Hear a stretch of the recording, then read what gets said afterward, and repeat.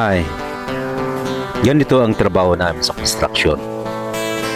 Buhay construction, mahirap na masaya. Yes, mahirap dahil umaraw o bumagyo, kailangang mamasukan ka. Labor ka man o karpintero, mason, steelman o tagahalo ng simento, pari-parihong maalikabok at madumi ang paligid mo. Walang disenteng higaan sa barracks. Kahit karton, okay na yan. Mahirap man pero masaya rin ang buhay construction. Bakit? Yes, dahil mga barkada ay magkakasama-sama. Ang diploma dito ay hindi kailangan. Yung diploma sa pag-aaral, hindi na kailangan niya. Ang mahalaga, sipag, tiyaga, ito ang kailangan.